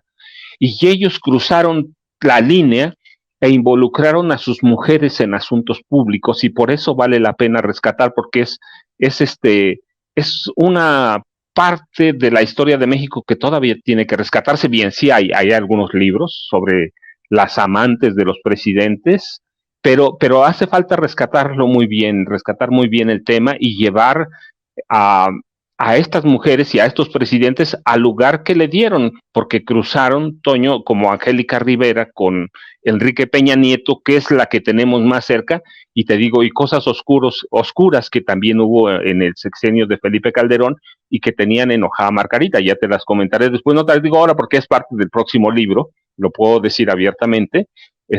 Calderón tenía sus enjuagues ahí con algunas de sus subalternas, y Margarita se enojaba, pero hay que rescatar esa historia porque finalmente terminan o inciden en la toma de decisiones de los presidentes. Nadie puede ocultar que la gaviota fue fundamental y que la Casa Blanca es una de las raíces de la corrupción, o uno de los resultados o ejemplos de la corrupción de este país, que nace justamente en la residencia presidencial, no en el Palacio, porque allá despacha el presidente, pero que nace en Los Pinos, y que ahí y que los muros de ese ahora museo tienen todos esos secretos, de los escapes de los presidentes a sus amantes y a la malversación de recursos públicos, Toño. Así que vale la pena rescatarlos, vale la pena ver cómo estas mujeres han dilapidado dinero, cómo se han enriquecido, y cómo han afectado la toma de decisiones de los presidentes. No las culpamos a ella, es una decisión presidencial. Así que los presidentes tienen y toman la decisión, pero forman parte de la vida pública de este país. De 8 columnas, mi querido Paco, de 8 columnas lo que nos acabas de decir, entre estas pues relaciones de las que se hablaba, ¿no? Que eran secreto a voces en el gobierno de Felipe Calderón. Acabas de darnos a conocer que tuvo con sus subalternas algunas situaciones que no le gustaban mucho a Margarita Zavala. Y mire, usted que nos ve, que nos escucha, pues esto es una nimiedad en comparación con todo el daño que causó Felipe Calderón y Genaro García Luna, ¿no? O sea, si más hubiera tenido problemas de ese estilo, pues qué bueno, ¿no? Así muy su vida y muy lo que haga en su tiempo libre. Sin embargo, es un personaje que constantemente se da golpes de pecho, que dice ser panista, que dice voy a ir a la iglesia, que hasta cita las bienaventuranzas en su favor, ¿no? Como todo un falso profeta. Pero qué declaración, mi querido Paco. Por supuesto que no te vamos a presionar más para que lo puedas publicar en tu libro, pero sí quiero mencionar esta clara situación de, pues, de la hipocresía que existe en los políticos, ¿no? Que se hacen los muy persinados y a la mera hora pues, son los más locochones de todos, los más libertinos de todos. Me acordé de un caso de los que tal vez no incurrieron en alguna situación así lamentable como Díaz Ordaz con la Tigresa o Peña Nieto con la Gaviota, pero que aspiraron a el actual gobernador de Querétaro, Mauricio Curi, panista, ¿no? A mí me dejó con la boca abierta, casi me voy de espaldas como Condorito en el plop. Cuando le preguntaron una vez en el Senado, siendo senador, le preguntaron que qué es lo que más le gustaba de ser senador, o qué es lo que más le había gustado hasta el momento de ser senador, que dijo que lo que más le había gustado es que los visitara Maribel Guardia, ¿no? A ese nivel tenemos a nuestros políticos, pero bueno, ¿qué se puede esperar si vemos a espectáculos de circo, maroma y teatro con personajes como Lili Telles, como Kenia López Rabadán, como Xóchitl Gálvez? Sí, le voy a pedir al equipo que nos grabe, Paco, para ir ahora con esta conversación que plantea ayer en el martes del Jaguar la gobernadora Laida Sansores, entre Alito Moreno y un personaje pues que le ayuda con las campañas de desprestigio y con las pedas, ¿no?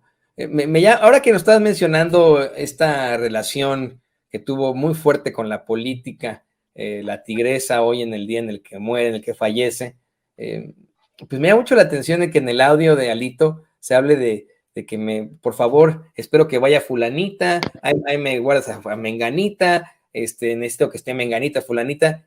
¿Para qué quería Alito que estuvieran estas personas que se identifican con el sexo femenino en sus reuniones?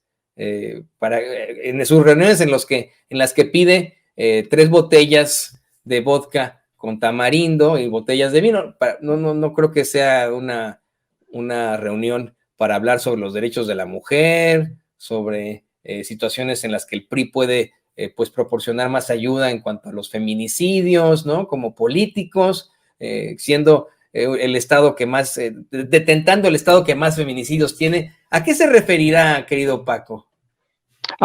Mira, Toño, en realidad, sí se vale inferir porque en las conversaciones que difunde anoche la gobernadora de Campeche, Laida Sansores, como otras que ha hecho, la verdad es que dejan poco para la imaginación. Cuando dice Alito Moreno, pues es la única forma de amarrarla y garantizar la lealtad.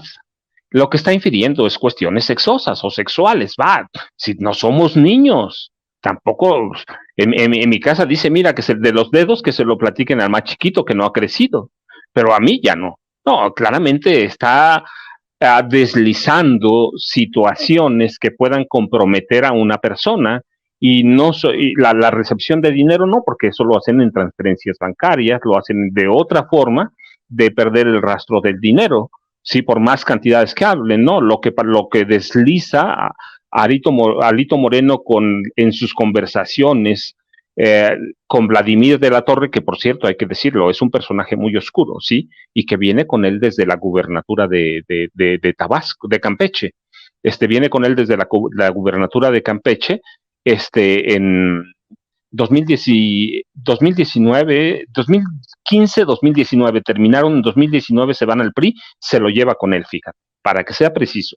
Si viene con él desde 2015, lo contrata como un personaje para sembrar odios, como un personaje para armar campañas políticas para denostar a la oposición, pero además, mira, lo que dicen en las conversaciones escritas, que son eso, lo que dicen es atribuirle a la oposición esas campañas de odio. Es decir, Vladimir de la Torre es un cubano de extrema derecha, anticastrista, sí, contratado por Alito Moreno desde la gubernatura tabasqueña que empieza en 2015 y lo contrata por eso, como un especialista para armar campañas sucias. Son sembradores de odio.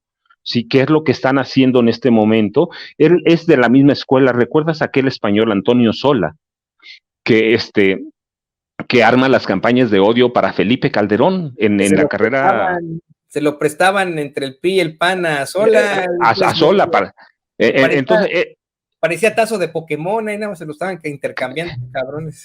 Claro, son sembradores de odio. Por eso los contratan, son especialistas en sembrar odios, en dividir a la sociedad. ¿Recuerdas? A Sola se le atribuye aquella frase de López Obrador es un peligro para México, y a De la Torre aquella de estábamos mejor cuando estábamos peor.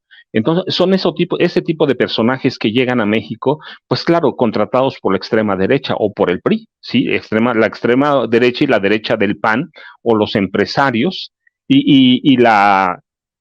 que mira, el PRI no podemos decir que son de derecha o izquierda, son mercenarios, políticos mercenarios, que traen a personajes que son también mercenarios y que los usan para denostar, para crear campañas, para dividir, para sembrar odio. Mira, es que yo no encuentro otra palabra. Son sembradores de odio. Entonces, Sola como De la Torre se especializan en eso, y de Alito, pues lo hemos platicado desde, no cuando salieron los primeros audios y luego las conversaciones en WhatsApp, no, desde antes lo platicábamos. Es un criminal, es un pillo protegido por el Instituto Nacional Electoral. Ciertamente ahora le dan un revés con la modificación no de los estatutos, sino de la prolongación de su dirigencia nacional en el PRI, pero lo ha protegido, el INE lo ha protegido. Es un hombre, pues hay que ver cómo llega Lorenzo Córdoba Vianello a la presidencia del INE a través de una negociación muy oscura con Enrique Peña Nieto. Así lo imponen, hay que ver cómo sirven a los intereses del PRI, y ahora pues, Lorenzo Córdoba lo ha protegido bastante bien, lo más que puede, que ha sido todo prácticamente. Por lo menos hoy no se conoce una investigación seria, formal, que lleve a la destitución o a solicitar un juicio político. Lo de Alito ya es grave. Mira, los audios son de una riqueza incalculable. No se ve por aquella prensa corporativa controlada por los viejos dueños, los viejos periodistas que están sumidos en sus odios, pero hemos llegado a ese grado de perdonar a criminales como Alito Moreno, de tenerlos ahí dirigiendo al PRI. Entonces, lo de anoche, pues es la confirmación de todo, ¿no? Usa periodistas, usa mercadólogos de extrema derecha, usa sembradores de odio, y además él es un pillo abiertamente, y lo que confirma también, recuerda, hablábamos mucho de sus diputadas, ¿sí? Diputables, y hoy lo confirmamos con esto, con los nombres que dice, ¿no? Y la necesidad de hacer y crear lealtades a través de relaciones poco claras, pero que llevan a relaciones de sexo.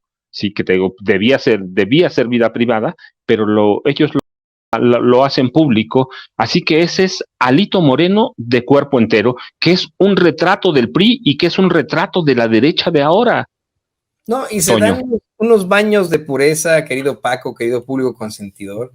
Siempre que institucionalmente da un discurso Alito Moreno, bueno, pues él es el más limpio, el que está luchando por el bien de México ante la necesidad que existe de de un cambio que ellos podrían representar el nuevo PRI. Pero pues son los mismos de siempre, incurren en situaciones verdaderamente cuestionables en lo moral, en lo decente, que insisto, querido Paco, si solamente fuera eso, si solamente fueran líos de relaciones humanas, pues allá ellos, ¿no? Muy supex, honestamente, ¿qué importaría? Pero no, el problema es que, como bien mencionas, contratan a personajes como este sujeto Vladimir de la Torre, pues anticastrista de la ultraderecha, para que les hagan unas campañas horrendas, ¿no? Siempre en contra de los adversarios. Yo me imagino que al tener esta cercanía desde que era gobernador Alito Moreno con Vladimir, a lo mejor de él salió esto de que a los periodistas no hay que matarlos a balazos, sino hay que matarlos de hambre, ¿no? Esa es la realidad. Y le pido al equipo que nos grabe.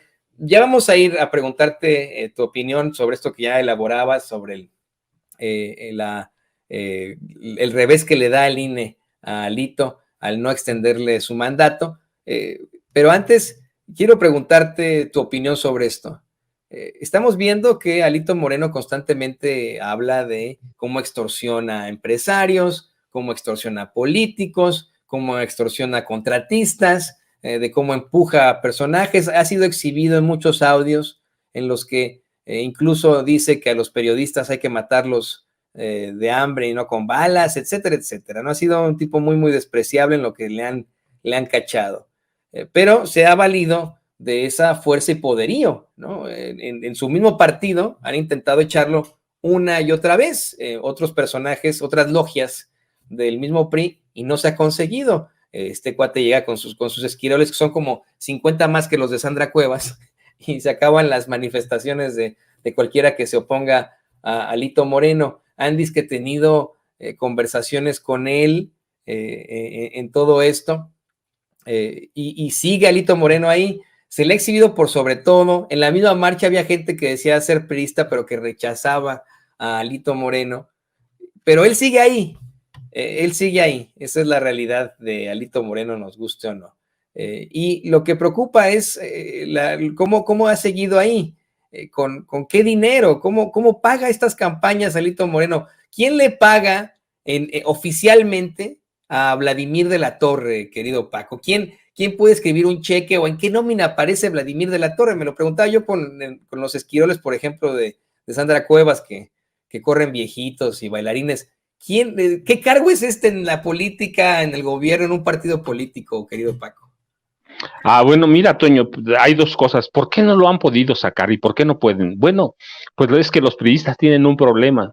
La mayoría de los líderes que tuvieron, o exlíderes, es la realidad, o lo correcto, los exlíderes, pues todos fueron unos sinvergüenzas y todos fueron impuestos, todos llegaron por dedazos, y para su mala suerte, Alito sí llegó por una elección, cuando el PRI estaba cayéndose. Ellos sabían que era un delincuente, ellos sabían que era un criminal, ellos conocen su historia, porque además la historia se ha contado antes, desde que era gobernador en Campeche. Antes que eso, mira, él era un porro de la universidad, era un porro, era un tipo golpeador, era un extorsionador, es decir, ya tenía una historia, y justamente es por eso lo eligen dirigente nacional del Comité Ejecutivo Nacional del PRI, que es su cargo, presidente del Comité Ejecutivo Nacional del PRI. Por eso lo eligen, porque es un tipo mafioso, y el PRI no puede. Yo no puedo entender en la historia al PRI con un dirigente que no sea mafioso, que no sea impuesto, que no haya llegado por favores del presidente de la República. Hay muy pocos en realidad que han llegado así, pero el caso de Alito, pues llega de una elección, y además se les olvidó que verdaderamente es un tipo con un colmillo retorcido, pero grandísimo, así, y que tiene recursos y tiene todo. Bueno, pues, ¿y cómo le pagan a estos personajes? Bueno, recuerda, este país es generoso en cuestiones para desviar dinero, para crear nóminas alternas, nóminas oscuras, y tener ahí a personajes como él que no tienen ningún cargo popular. Hay que ver, en el PRI no tienen ningún cargo popular, en Campeche no tenía un cargo oficial, pero pues el dinero sale de las partidas secretas que manejan los gobernadores. Ahora en la presidencia ya desapareció, recuerda. Pero las partidas secretas son muy famosos. Los gobernadores, los presidentes, dirigentes de partidos siempre han tenido forma de manejar el dinero a su antojo. El PRI, hay que ver cuánto recibe de dinero del gobierno cada año. Este año debe estar cerca de los 1,000 millones de pesos. Por eso no dejan el cargo. Sí, por eso no se van, por eso, por el poder, lo que da negociar candidaturas, ingresos formales que nadie puede fiscalizar. Entonces, ¿de dónde les pagan? Pues tienen sus nóminas secretas que en este país se han permitido históricamente, y que no es fácil, no es fácil detectarlos. ¿Por qué? Pues porque tienen complicidades en el Poder Judicial, en las autoridades electorales, en todos lados. Mira, nada más hay que ver lo que está pasando en este momento como ejemplo en la Suprema Corte de Justicia de la Nación. Apenas llega una nueva ministra presidenta, Norma Piña, y hay que ver cuántos dineros o cuántos casos se han revertido, ¿sí? Todos los delincuentes parece que están acercándose a Norma Piña, parece, porque todos tienen sus dineros o sus casos ya libres de todo, ¿no? El más reciente, quien es Francisco Javier García Cabeza de Vaca, el gobernador de Tamaulipas, pero antes fue la esposa de García Luna, ¿sí? Linda Cristina Pereira Gálvez, y antes fue Luis Cárdenas Palomino. Entonces hay que ver la protección que gozan de organismos autónomos, en este caso autoridades electorales, pero también de autoridades judiciales. Entonces este país el PRI y el PAN crearon un régimen en el que la justicia los puede proteger a cualquier nivel, sí, a cualquier nivel.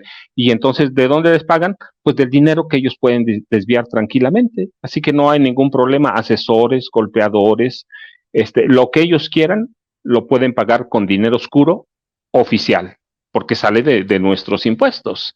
Entonces, eso lo permitió la vida pública de este país, esos regímenes que crearon, que creó el PRI y que gustosamente adoptó el PAN. Entonces, mientras no haya esos cambios en el Poder Judicial y en los órganos autónomos, todo eso, pues ellos pueden mantenerse como lo que son, sinvergüenzas, Toño.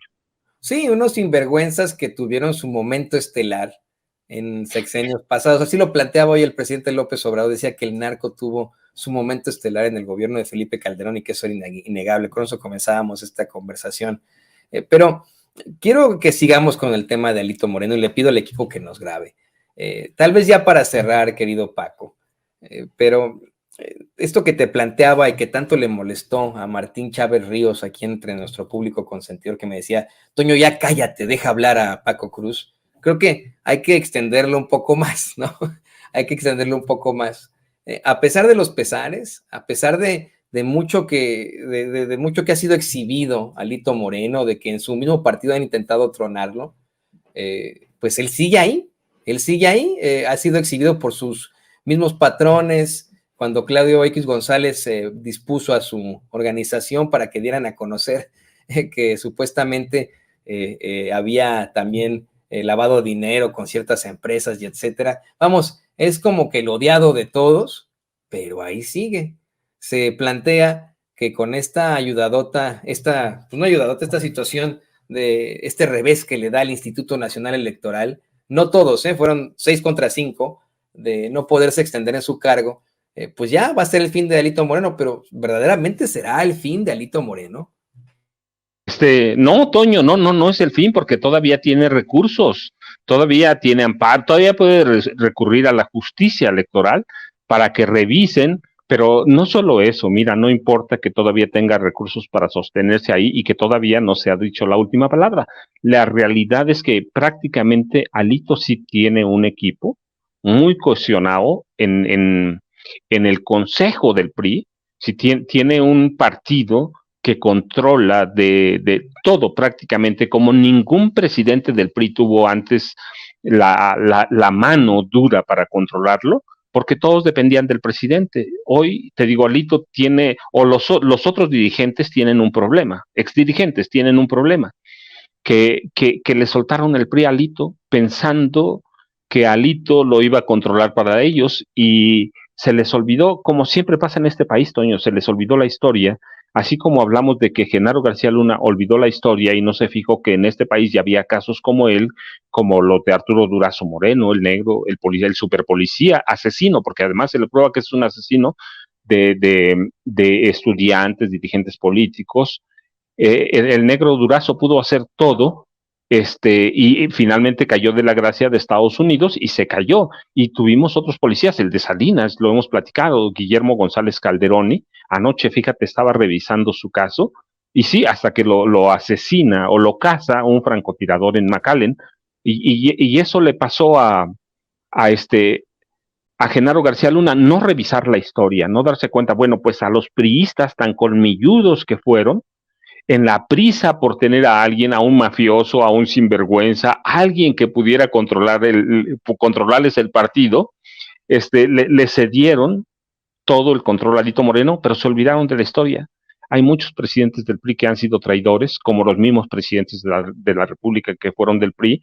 Se les olvidó que cada 6 años se cambiaba un equipo completo y el otro caía en desprecio, en descrédito, en todo lo que sea. Que había, cada 6 años teníamos una nueva realeza política en el PRI. Bueno, pues así les pasó con Alito, se olvidaron de la historia, se olvidaron de que las realezas nacen con cada dirigente y le soltaron el poder, pero te digo, además se lo soltaron cuando ellos habían sido impuestos por sinvergüenzas como Enrique Peña Nieto. Y Alito le salió, dirían en mi casa, mira, le salió vivo, le salió listo, sacó al mafioso, al pandillero que traía entre las bolsas, entre los bolsillos del pantalón, y se les impuso a todos y ha logrado prolongar parte de su dirigencia contra todo el PRI. ¿Por qué? Porque todo el PRI pues, es un partido corrupto, echado a perder históricamente. Así que, ¿qué le pueden reclamar los mafiosos de antes a un mafioso que ellos mismos pusieron? Nada.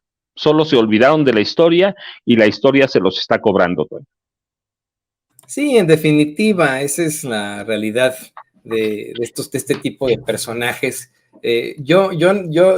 Tú lo mencionas de esa forma, ¿no? Que en algún momento podría de alguna u otra forma enfrentar las consecuencias este tipo de mafiosos. Yo no sé, la verdad es que ese Alito se ve muy fuerte todavía y qué bueno porque ha destruido al PRI, que lo siga destruyendo, que siga destruyendo la oposición y que en esas nos vayamos, mi querido Paco. Y pues a mí no me queda más que agradecerte que te hayas conectado con nosotros, que hayas estado en este espacio libre e independiente, que te hayas mantenido pues con estos comentarios tan interesantes, tan fuertes, tan enriquecedores. Y pues por favor, compártenos tus redes sociales y cuándo viene ese libro en el que nos vas a hablar de las relaciones que tuvo, nos acabas de dar una de 8 columnas, las relaciones extramaritales que tuvo Felipe Calderón durante su sexenio. No, mira, no sé si fueron extramaritales, pero sí fueron de los disgustos de Margarita Zavala, y por ahí le llamó la atención, pero ya platicaremos de eso, no pronto, Toño, pero mira,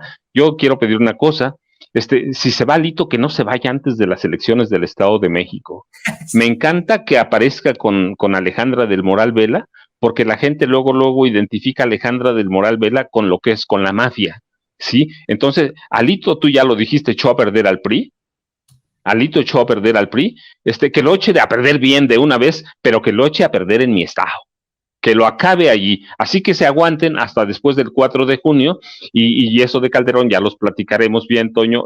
Yo les agradezco mucho, ya sabes, como siempre, @ Paco Cruz Jiménez en Twitter, Francisco Cruz Jiménez en Facebook, y mientras dejemos que Felipe Calderón siga disfrutando allá con Aznar, con José María Aznar, que siga emborrachándose por allá, y pues hay que ver si algún día llega a la mañanera. Yo no creo, porque además es un cobarde, pero esperemos, Toño. Este país todavía tiene muchas noticias. Muchas gracias, Toño. Nos hablamos mañana y estamos pendientes. Aquí estaremos muy, muy pendientes de tu enlace mañana para seguir platicando de todo esto. Imagínese usted las pedas de los ultraconservadores. Imagínese qué hicieron en esa peda de Aznar, Calderón, el expresidente Uribe, no sé si fue Uribe, el de Colombia, que ahí salió muy abrazadito. Y pues bueno, querido Paco, ahí lo tiene usted.